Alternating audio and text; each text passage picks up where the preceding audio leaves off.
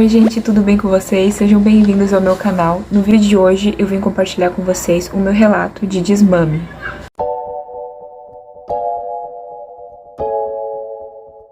Em primeiro lugar, eu quero te pedir para assistir esse vídeo de coração aberto.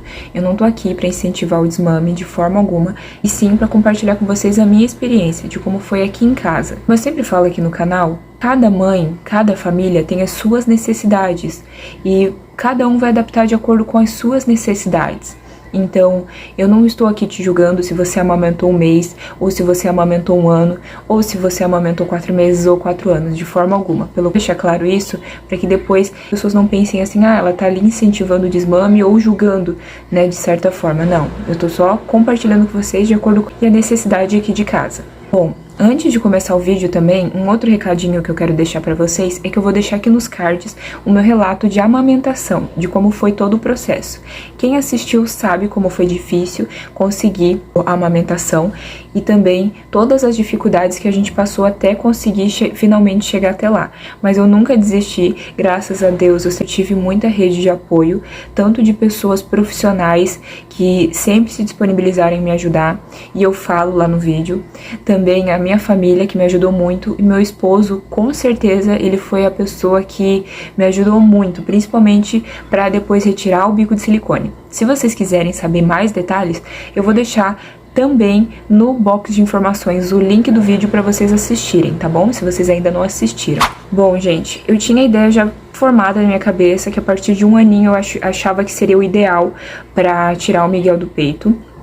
A minha mãe sempre aconselhou dessa forma, eu não tive a oportunidade de receber esse conselho dela, mas a minha irmã recebeu e eu tinha essa ideia, que talvez, de acordo com a minha experiência, né, como que ia ser comigo, eu ia ver e talvez o ideal seria realmente tirar com 1 ano. Chegando perto de 1 ano, eu vi que realmente ia ser necessário, porque o Miguel às vezes me colocava em situações que me deixava muito desconfortável e já não estava tão prazeroso, porque tinha momentos que a gente estava em lugares públicos e ele simplesmente tirava meu peito pra fora e queria mamar. E eu acabava dando, óbvio, né, que eu não ia recusar, mas aquilo ali me deixava desconfortável. Claro que a gente sabe que a amamentação é algo normal e existe muito preconceito ainda, só que pelo fato das pessoas ficarem desconfortáveis e até mesmo pelo fato dele estar me expondo ali de uma forma, né, que perto de pessoas que eu não conheço, eu não sei o que passa na cabeça delas, aquilo ali algumas vezes me deixava assim desconfortável. E eu senti na pele exatamente o que minha mãe falava, que a partir de 1 aninho seria o ideal retirar o mamar da criança. E gente, um grande motivo também que eu acabei querendo parar, né, de amamentar com 1 ano é porque eu emagreci muito. E quando eu digo muito, foram 8 quilos o meu peso antigo. Então, quando eu engravidei, eu engordei 8 quilos exatamente. E depois que eu ganhei o Miguel, né, eu continuei amamentando. O Miguel só foi tomar fórmula quando eu voltei a trabalhar algumas vezes, quando eu não conseguia tirar leite o suficiente. Então, a maior parte do tempo era mamando o meu leite exclusivo. Sem dizer que eu só trabalhava 2 vezes na semana, então o tempo todo praticamente era o leite exclusivo. E a amamentação em si requis muito do meu corpo. E eu acabei emagrecendo muito. Eu acabei perdendo muita roupa, já não estava me sentindo confortável, porque eu sempre já fui magra. E eu estava muito mais magra do que eu já era, né? Eu estava quase com o peso de que eu tinha casado com 18 anos. E que era um peso já bem... nunca foi abaixo, gente, mas era um peso bem abaixo do que me deixava confortável, né? E quando eu engravidei do Miguel, eu tava com o peso, assim, que eu considero ideal pra mim, assim, me sentir bem. Então, esse foi um dos pontos também que eu quis tirar o Miguel. Lembrando, gente, que o aconselhamento, né, dos médicos é que você amamente exclusivo pelo menos até os 6 meses a criança. E daí, de acordo com cada mãe, você pode continuar amamentando ali até 2 anos ou mais, de acordo com o que você preferir. Também já estava com aquela sensação de dever cumprido. Os médicos, as pediatras, eles sempre falam, né, que a amamentação ela tem que ser algo entre você e o seu filho. E que é só vocês dois que sabem o momento certo. E eu sentia que aquele ali era o momento. Então, gente, e na consulta de 1 aninho do Miguel, eu conversei com o pediatra dele sobre esse assunto, né? E ele comentou comigo que a forma que ele recomendaria como médico seria o desmame rápido, que é aquele desmame onde você tira totalmente o mamar da criança. Existe, né, o desmame gentil que eles falam, que eu acho muito legal também, só que pra minha rotina e conhecendo o meu bebê e me conhecendo, eu achava que a melhor forma seria o desmame rápido. Foi bem difícil, gente, porque quando eu saí da consulta, eu já saí chorando, porque eu tava preocupada e com dó do Miguel. Só o fato de pensar que ele ia sofrer já me deixava sofrer também. Também, gente, um outro ponto que me deixou sofrer muito, né, em relação ao desmame, é porque eu lembrei, né, passou um filme na minha cabeça de todas as dificuldades que eu tive até chegar naquele ponto de conseguir amamentar meu filho exclusivo. Bom, gente, eu acabei de dar o último mamar do Miguel. Passou um filme na minha cabeça porque eu lembro da dificuldade que eu tive de conseguir fazer ele pegar o meu peito, porque foi bem difícil essa etapa. Mas o que me deu forças foi que eu sabia que aquela seria a melhor forma, até porque o Miguel era muito grudado e eu sabia que se eu fizesse aos poucos ia acabar gerando mais estresse do que ser gentil. Então eu preferi fazer dessa forma porque eu achava que realmente para nossa realidade seria o ideal. Então, quando o Miguel completou exatamente 1 ano e 18 dias, eu tirei ele totalmente do peito. Depois da consulta, eu enrolei o Gabriel pelo menos uns 20, 25 dias, porque eu falava, não, vamos esperar passar o aniversário dele, não, vamos esperar tal coisa. E ia enrolando, porque eu também queria estar preparada psicologicamente para isso. Mas a realidade, gente, é que eu só fui ver que eu não estava preparada de fato quando eu fui tirar ele. Então, no dia 21 de setembro de 2021, o Miguel mamou ao meio-dia pela última vez.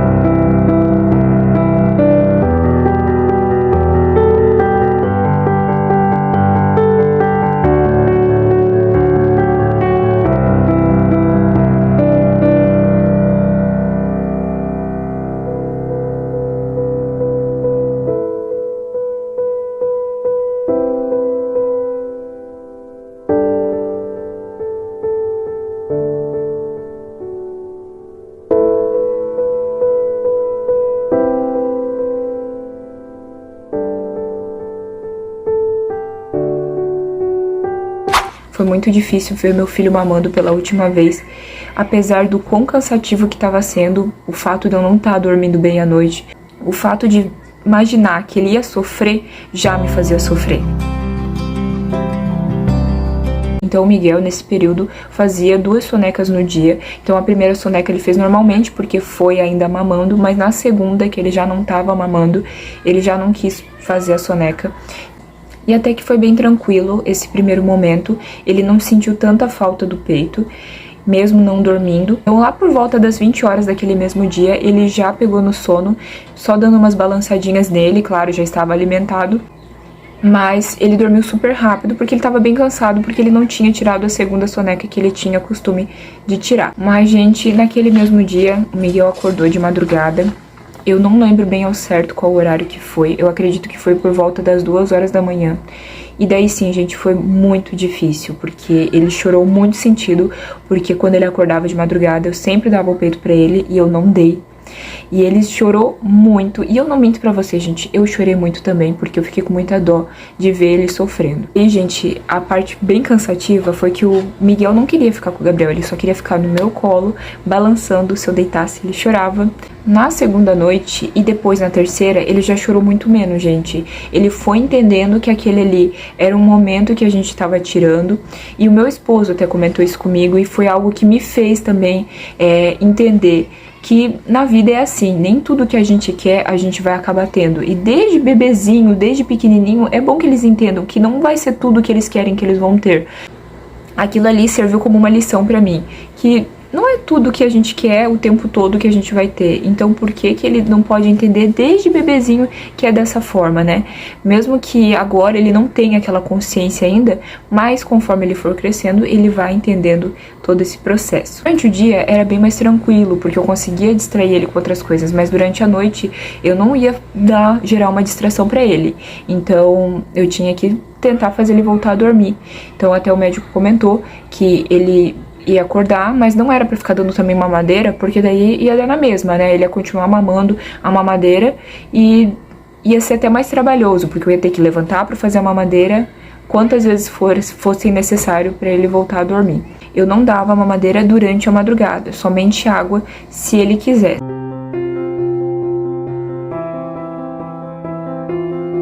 Uma coisa que eu fiz, gente, que me ajudou muito a não produzir tanto leite foi enfaixar o peito, porque eu já tinha recebido essa instrução. Daí, quando ele via meu peito enfaixado, daí que ele chorava, porque ele... Eu não sei o que passava na cabecinha dele, mas aquilo ali fazia ele sofrer mais ainda, porque ele não encontrava o peito, né? Mas até foi uma boa forma dele acabar não mamando e eu não cedendo e entregar o peito pra ele mamar. A fórmula, gente, foi bem complicado porque ele rejeitou totalmente e era algo que ele tomava, né? Como eu comentei com vocês lá no início do vídeo, algumas vezes quando eu ia trabalhar, que eu não conseguia tirar o leite suficiente, ele tomava a fórmula. Só que daí ele não queria mais aceitar, era a mesma fórmula, porque provavelmente, né, no subconsciente dele ele sabia que se ele tivesse aceitando a fórmula, ele ia estar largando totalmente do peito. Então foi um momento bem complicado, a gente acabou comprando 3 latas de fórmulas diferentes. Eu comprei primeiro as que o pediatra dele tinha indicado e depois o pediatra receitou uma outra fórmula e daí aquela ali finalmente o Miguel acabou aceitando. Mas isso depois de quase uma semana, gente.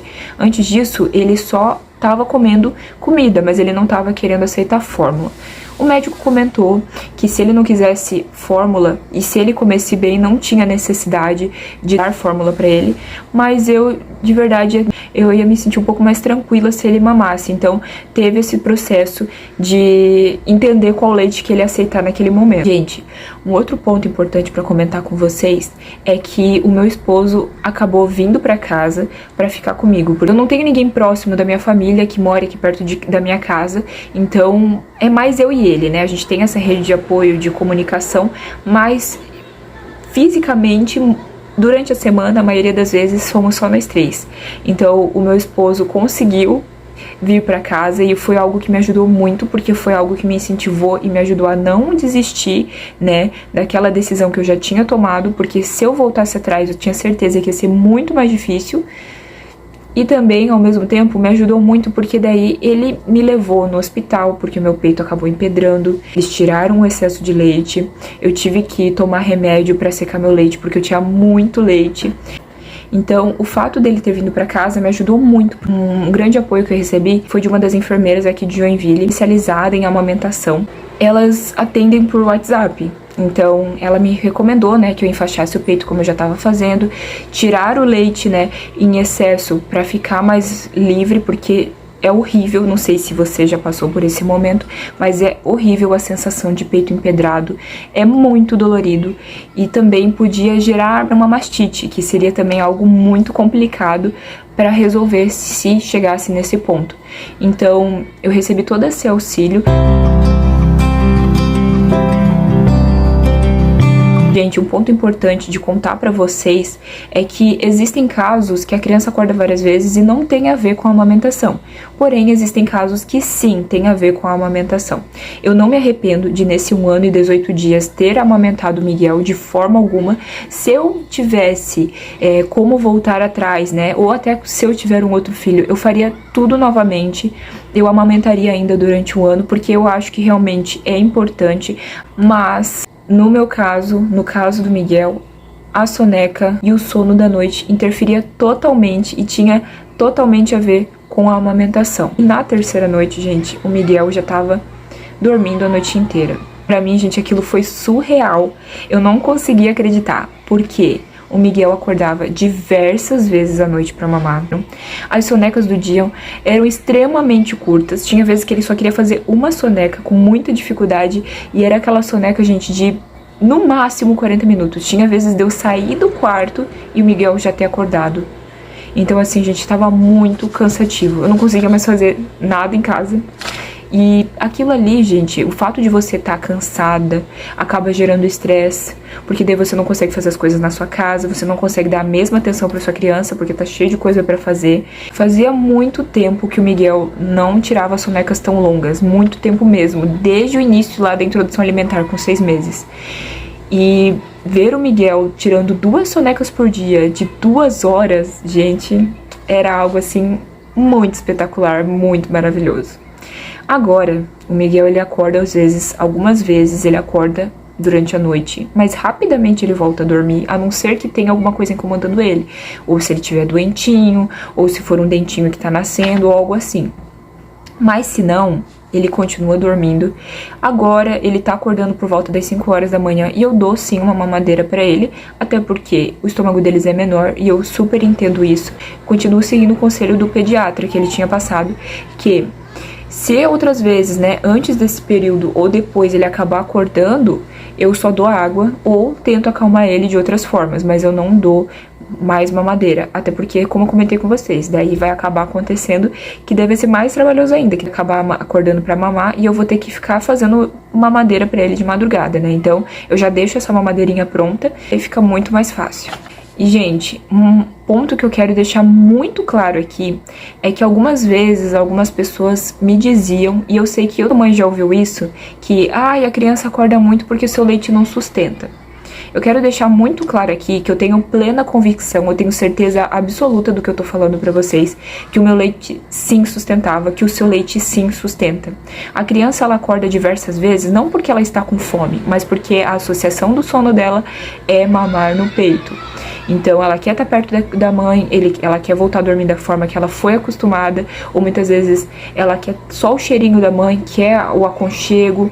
Então não é que o seu leite não sustenta, é que essa é a associação que ela acabou criando, né? Quando eu digo que eu tenho certeza absoluta, é porque todas as consultas que eu fui com o Miguel, e todas as vezes que a gente levava o Miguel no médico, ele sempre tava ganhando mais peso. Até quando eu tava com aquela dificuldade de amamentar, o Miguel sempre ganhou peso. Quando eu tava amamentando exclusivo, sem fórmula nem nada, é porque meu leite sim sempre sustentou ele.